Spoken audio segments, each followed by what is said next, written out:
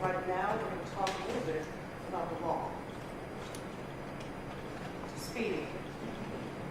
No person shall drive a vehicle at a speed that is greater than is reasonable and careful under conditions and having regard for actual or potential hazards.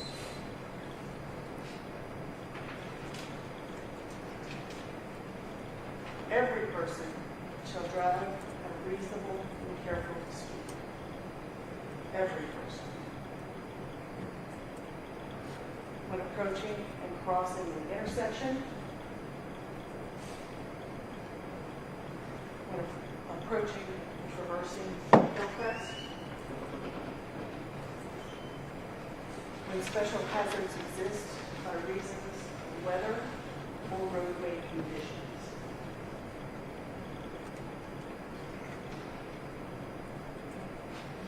So in layman terms, you know what that means.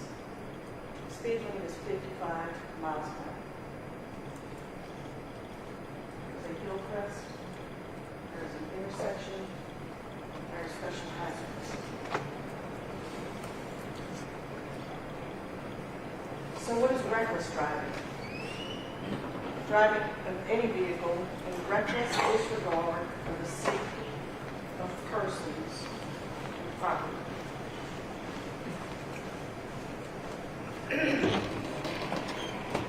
Now the indictment reads, driving at night in excess of the posted speed limit of 55, while traveling over a hill with reduced visibility. What does reckless disregard actually mean? It means a disregard of the consequences of driving more than 55 miles. It means a heedless indifference for the safety of others who might reasonably be expected to be injured thereby.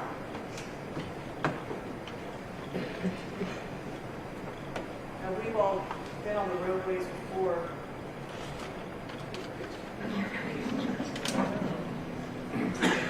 We've all been on the roadways before. We've said to someone in the car with you, oh my gosh, that person is driving crazy. They're going to kill someone. You know what that looks like. And if it were to happen, you wouldn't be surprised. That's reckless driving. Now, serious injury by vehicle is any person who, without malice of forethought. And what does that mean? Nobody is alleging that the defendant in this case intended to hurt these boys or kill these girls. But while driving recklessly, causes an accident that results in bodily harm. And what is bodily harm? Seriously disfigures their body or a member thereof. Causes organic brain damage, which renders the body or any member thereof useless. And so here, serious disfigurement of the body.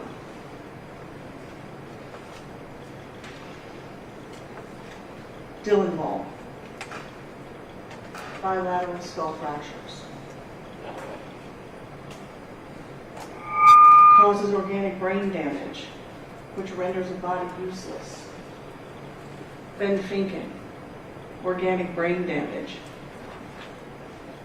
which rendered him unconscious, unresponsive. Homicide by vehicle in the second degree, which is causing the death of another, again, without the intention to do so, by speeding.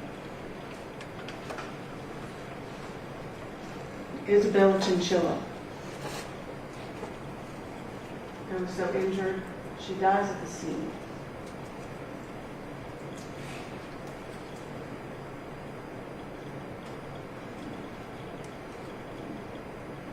Kylie Lindsay,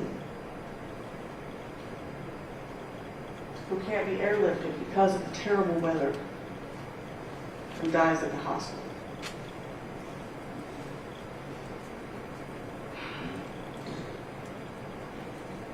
Now the crux of this is going to be, what is that cause?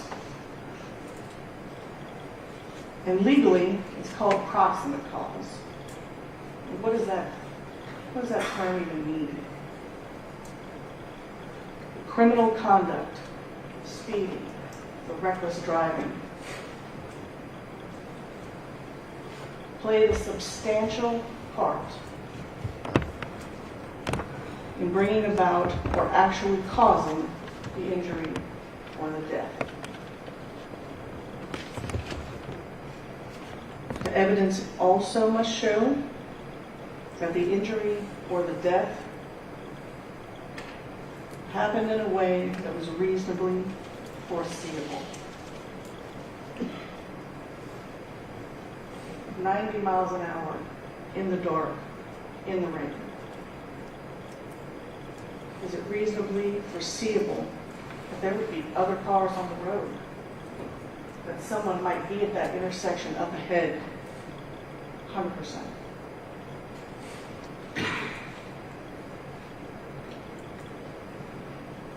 To be reasonably foreseeable, it must have happened as a direct result of the defendant's conduct.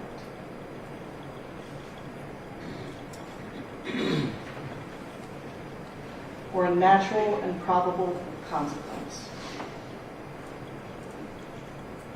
All of those things are true. There's no mystery here. What is a natural or probable consequence? Defendant is responsible for a consequence which is probable in light of ordinary and usual experience. We've all driven 90 miles an hour before he hits that hill crest. 66 miles an hour at impact. Natural consequence in ordinary experience. Now the judge is also going to tell you about something called strict liability. So for violations of Title 40, which are essentially your traffic offenses, speeding, reckless driving, the state is not required to prove mental fault. What does that mean? Criminal intent means the defendant voluntarily committed the act the statute prohibits. Got in his car and he drove the way he did.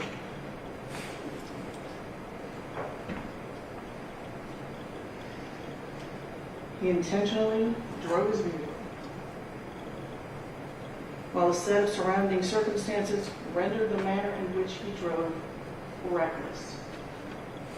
It's dark, it's raining, there's a hill crest. The speed limit is 55.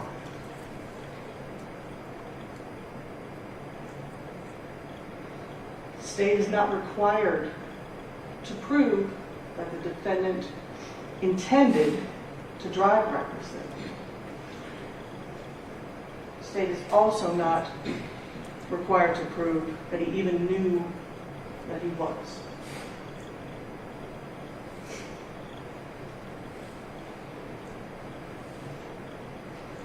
Which brings us to reasonable doubt.